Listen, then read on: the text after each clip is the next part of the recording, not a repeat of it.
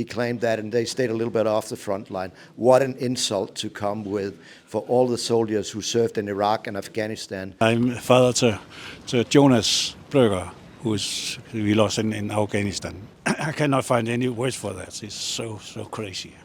He's not trustworthy. I wouldn't trust anything. I think his teeth are falling out. Actually, I should have been at a wedding today, but I had to cancel it to come here. One family that didn't sacrifice anything, that somehow managed to sit out the longest wars in American history, the Trump family. Copenhagen's historic Star Fortress swelled with veterans this weekend as soldiers from around the world were joined by their families and those who lost loved ones in Iraq and Afghanistan. Conflicts in which Donald Trump claimed European troops stayed back from the front.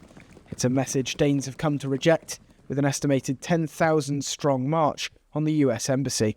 The real purpose of this march is to try to communicate that we are very frustrated, we are very angry over the betrayal by Donald Trump. I was Iraq and Afghanistan, yeah. Served in Macedonia many years ago. I'm an old man now. Yeah, twice, in 8 and in 10, yeah, for 6 months, yeah, each. I served in Afghanistan in Kabul. I had an American general. He was commanding, and my 2IC, the second in command in my section, was an American colonel with no problems. I served in Iraq. My next neighbor was American. It's been a trend now, people posting pictures from Iraq and Afghanistan saying, well, here I am, a little bit behind the front lines, and they're standing in the green zone in helmet and so on. I put a picture of that, and it was noticed in a positive way. So, yeah, Mr. President, I don't think you have everybody with you on this one. My name is Flemming Petersen, and I'm father to Jonas Brøgger, we lost in Afghanistan. So actually that's a reason to be together with all the other people joining us today. But Kiebenik, I'm here because of the veterans. I am a mother of a veteran. He was not in Afghanistan, but he lives in Greenland. And we have to show the world that enough is enough. The protest today was organised after flags here at the American Embassy in Copenhagen were removed. It was perhaps the last and deepest of a series of what Danish people feel were quite severe insults. I'm here because I don't want history to be rewritten.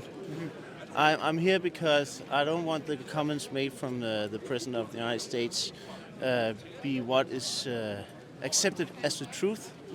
It's turned into really a pro-freedom march, I think, but again, also to support those who I think were disrespected by our president.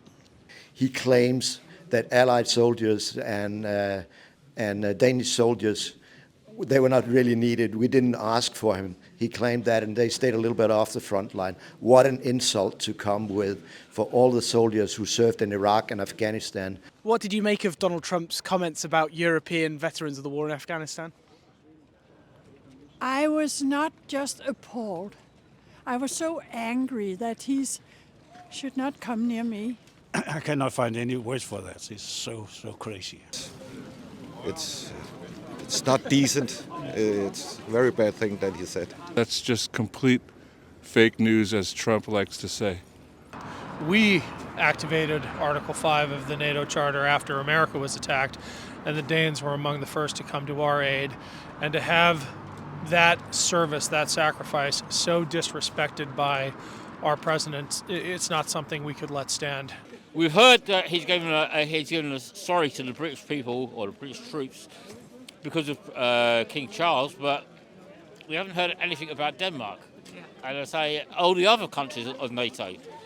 And let's be honest, we are supposed to be one fighting force. We fight together and we die together, and we don't go behind the lines, we're at front. Yeah, it makes me mad. And but first of all, I think for the families who lost loved ones. Did you lose comrades out there? Do you know people who lost family or friends? Oh, sure. Yeah, I've lost comrades and colleagues in Afghanistan and in Iraq as well. I didn't go to Iraq, but yeah. When you're an employee in the Danish Armed Forces, through the noughts and the tens, then for sure you have lost a lot of good colleagues and maybe even friends. Yeah. We have veterans struggling with post-traumatic stress, and they're in doubt now. My whole life was ruined. Was it worth it? What have you made of Donald Trump's comments about Greenland recently, saying the US should take it over? I couldn't understand that a person of some being sane thought that he could buy another country. I'm half Danish, half Greenlandic. What kind of ally will take territory from the Kingdom of Denmark? That's crazy. But the whole situation about Greenland and this, I mean, all European countries and Canada, for some, just to mention some, are reorientating ourselves towards Europe. That damage is done for sure. The flags were replaced by the ambassador Ken Howry, but US veterans still worry what the impact will be on America's global standing. Do you think it's going to harm relations between Denmark and the US, what we've heard out of the White House in the last few days? No, it's an incredible question. I don't think it harms real Americans with the real Danes and with the Greenlanders. I think what it does do, though, it isolates the United States with a foreign policy, I would say, stance that's absolutely opposite of what America should stand for. Yeah, I'm a U.S. veteran. I flew for the United States Navy. Part of it is just the moral message that we're trying to convey, that we as Americans cannot countenance what our president said, but we also want to convey that not all Americans are like that. There is a powerful and growing resistance, growing more powerful every day in the United States to what Trump is doing. I've been here since 1990. I moved from San Francisco. People here are intelligent. They realize that those comments come from the very, very few, not the majority. Much more is required than simply putting a flag back to atone for what this administration has done. Do you think the Europeans will still answer Article 5? Donald Trump has said they wouldn't. Yeah, because of the NATO, they will. And they are allies, and they will still be allied together in NATO.